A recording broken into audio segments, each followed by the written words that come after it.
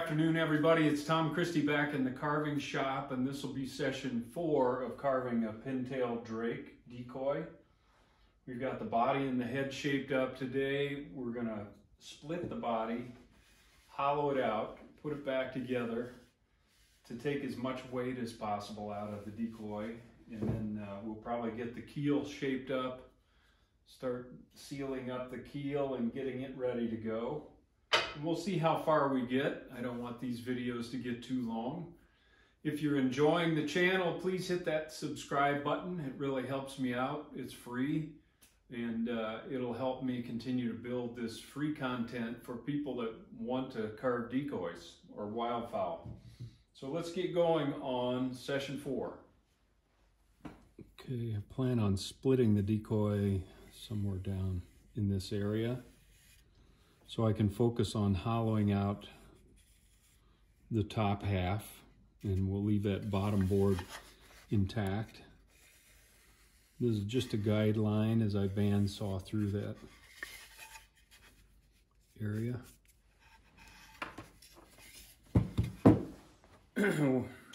When I split a decoy, I like to use a block and sandwich the decoy on its side with the block like this, and then get the blade adjusted so we have plenty of clearance.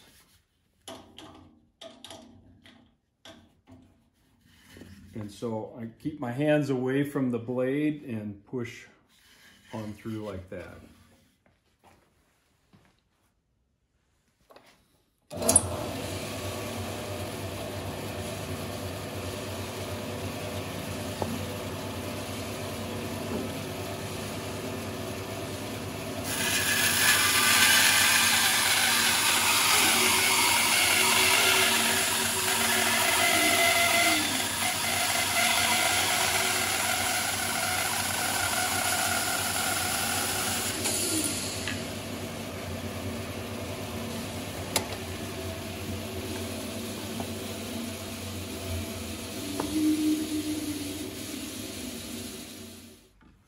Now I'm just going to use the pencil and give myself a guideline, maybe ½ inch of clearance. And we're going to use a Forstner bit to drill out this upper half and hollow it.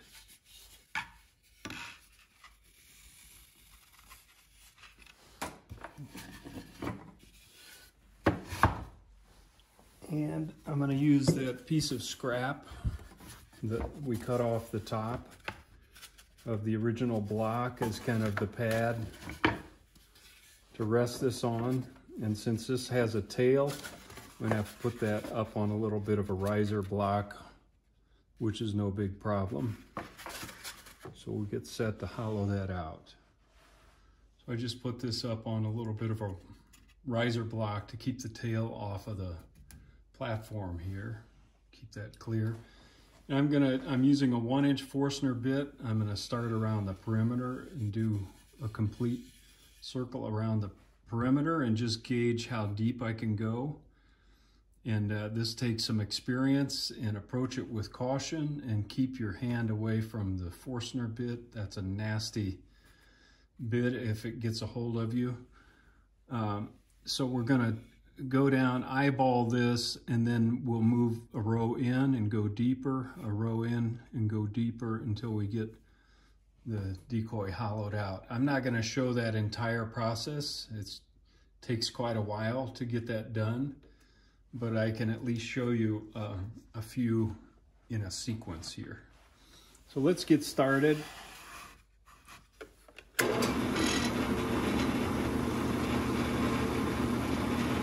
Got quite a bit of material up here, so I can go a little deeper up there, but I'm just going to do it a little at a time.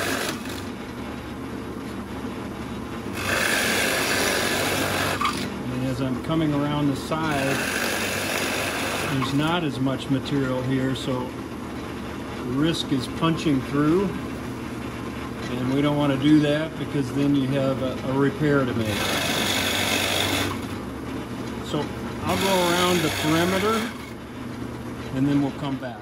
quick look at that first pass, and I could go deeper in the back center back here than I can here. Makes sense. So I'm using my fingers to kind of pinch gauge it and make sure I'm not getting too close. Really have to watch out for these areas where it's easy to punch through. So I'm going to go the second round in here.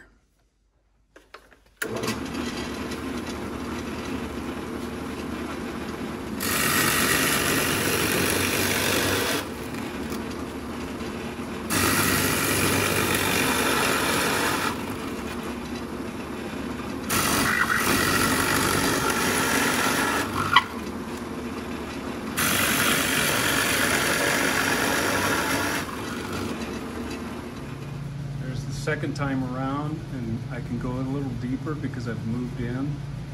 Still have to gauge how close am I getting. Now I'll go ahead and take this center out, and then we can move to a bigger Forstner bit and clean out some of these steps. Okay, I cleared out the center, and then I used that to drive a little deeper in the center. And again, kind of using my fingers to see how close am I to the upper surface here so we don't punch through. Now I want to switch to 1.5 inch Forstner and go on an angle and kind of peel out some of these steps very carefully.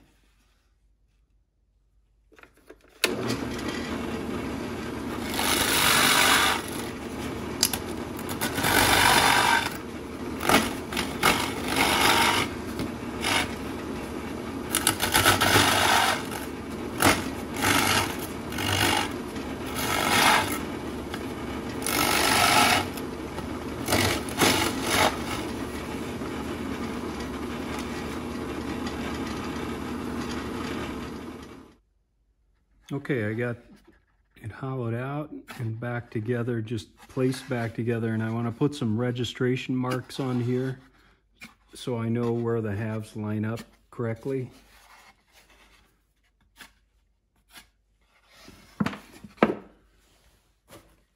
And then I used some wire brads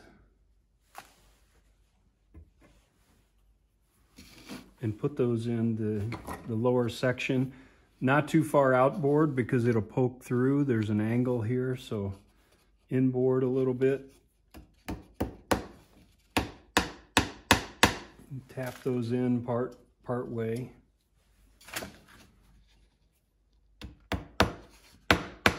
I normally put 4 in case I miss one because they're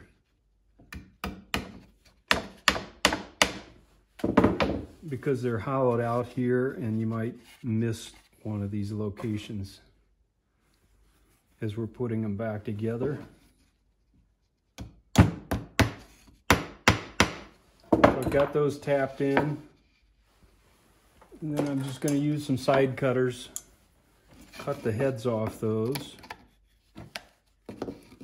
leave the peg as a locating pin.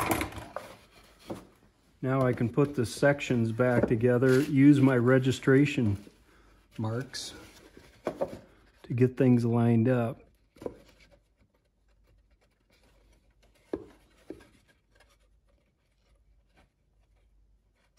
Easier said than done. And then squeeze the halves together. Okay, and those locators will give us a positive location as we glue the halves together so the halves aren't sliding around. And I think they also add a little strength to that joint.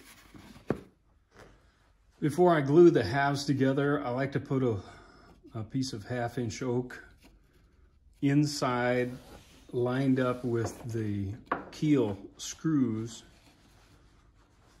so that as I drive the keel home, it gives the screws something to bite into in terms of hardwood. If we just use this 3/4 inch of Tupelo, it could be very easy to strip those out. So I want to be able to really tighten up that keel and make sure we have a nice watertight and strong connection there. In order to place these before we glue the halves together, I need to get the keel ready so I know where the keel screws are and I can line these up and glue them in place. So we'll work on this keel next. All right, I've got my keel hole locations set. And I'm going to drill a 1/4 inch through hole for the keel screws.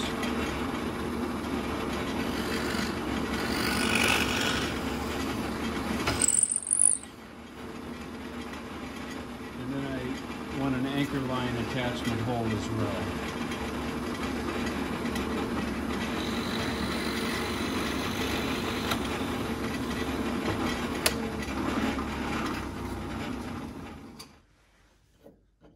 Now I've got the keel screw locations locked down, and I can go ahead and glue these oak blocks in place. The other thing the oak does is gives me a little more weight low in the center of gravity of the Decoy, which is a good thing. And we'll add weight to the keel, but this just kind of helps keep the weight low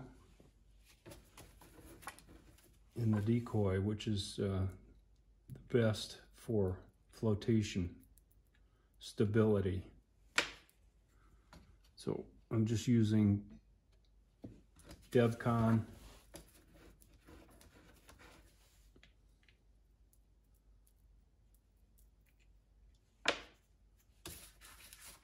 and just gluing those into place so that I know that keel screw will go right through that hardwood.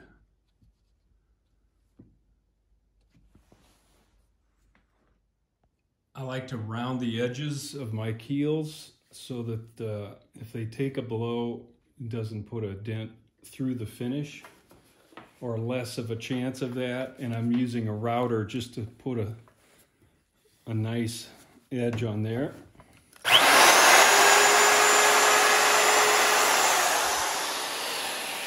Also going to do the anchor holes with the router and also the keel screws for countersinking.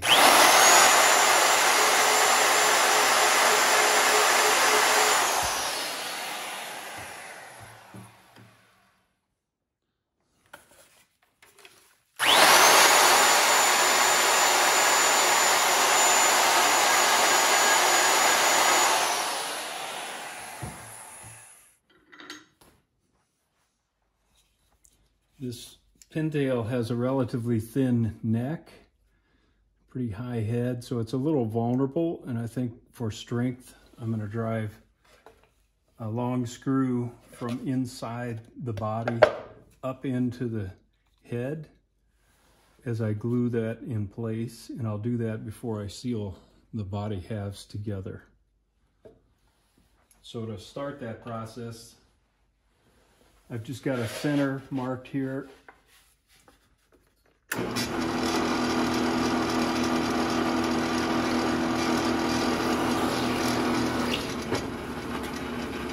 Now I know where the screw goes. Just want to drive that screw home without glue just to make sure we have a good fit on the head. And that looks good. And I've got the turn marked, or where I want the head turned. So now I can take that out, put the glue on, and really sock that home. Put glue on the neck.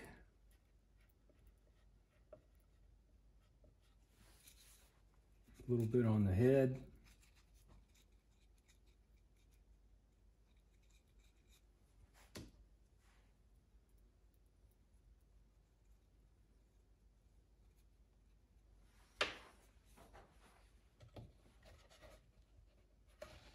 Now I can drive that screw home.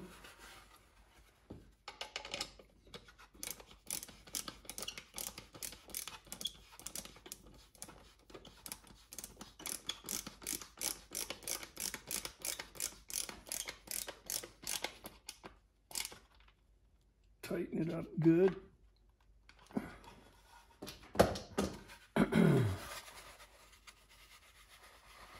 Remove some of the excess glue.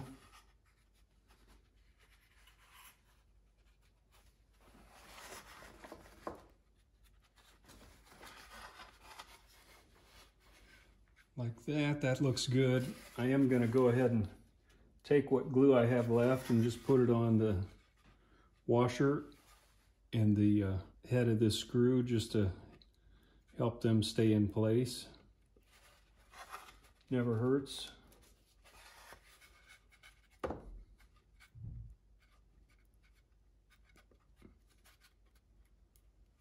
All right, good. Let that dry, then we can put our halves together. While the head's drying, I'm going to take a little Decoy 2-part epoxy. This is the 5-minute again. A little paintbrush handle.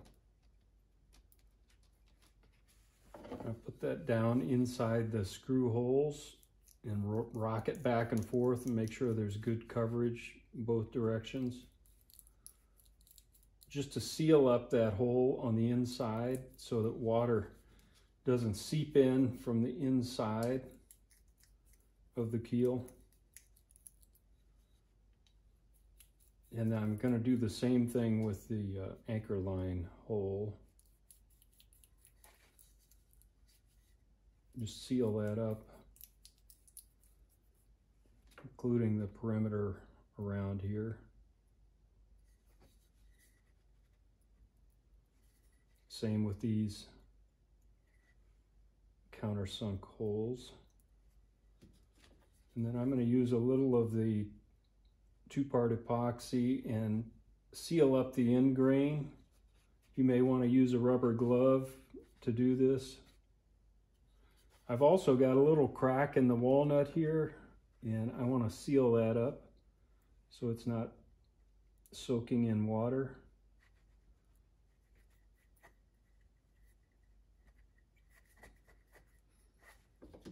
And I'm going to seal this surface that attaches to the Decoy. I like to make my keels removable, so I want to make sure there's a good protection here along with the end grain. Seal the rest of the keel with Deft, multiple coats of Deft. I also like to put a little epoxy on the lower edge of the keel because that's where it takes all the sitting around and abrasion. And so I just like toughening up that finish a notch so it's a little more durable. Again, probably shouldn't use your finger for this, but I'm doing it in the video for expediency. Okay, so I've got the rounded edges sealed, the bottom of the keel, internals, and the top of the keel. I'll let that dry. All right, the halves are ready to be put together. I've got some Decoy again, putting that right in my target area here, including around these pegs. Make sure I'm in the video here. So I want a thin coat around the entire perimeter.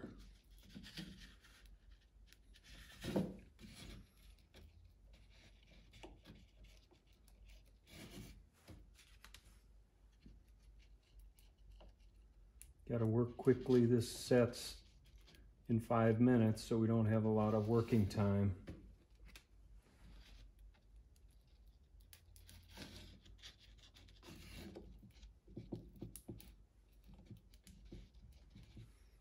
Now I'm not going to put any lead weights inside. I like putting my lead weights in the keel.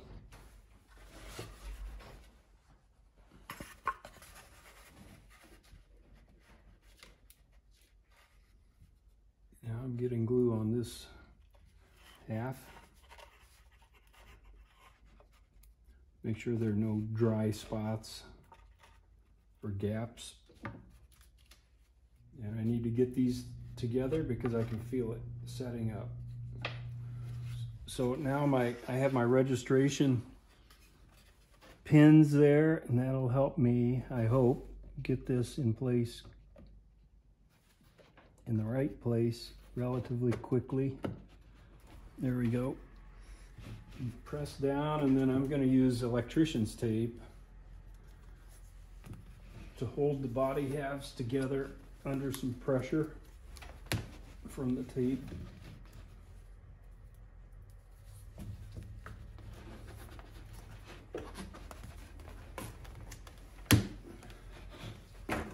And then I want to quickly go around the perimeter, wipe off the excess glue so I don't have to deal with it later.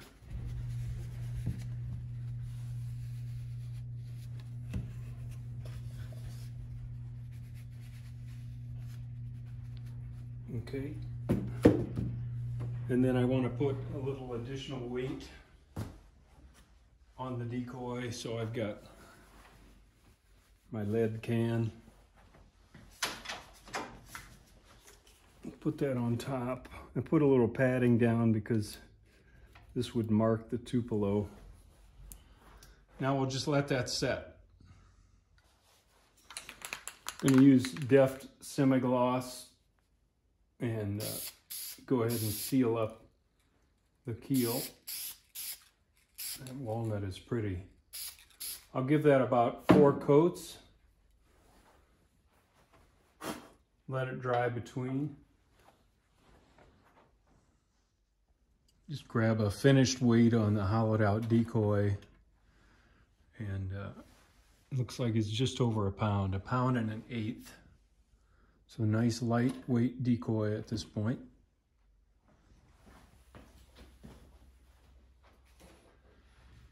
All right, everybody, I think we'll call that a wrap on session 4. I don't want these to get too long, and also it's a natural stopping point because I really want this glue joint to set overnight. Many of you know if you try to tackle a glue joint that is not set properly, it's going to gum up your equipment badly. So I'll go ahead and get the keel sealed up multiple times so it's ready to mount. And then in session 5, we'll get this cleaned up, get the seam hidden, get the decoy sealed, and then we'll do a flotation test, add weight to our keel, and finish up the project, I believe, in the next session. I'm enjoying carving this pintail with you. Good carving to you, and see you in the next session.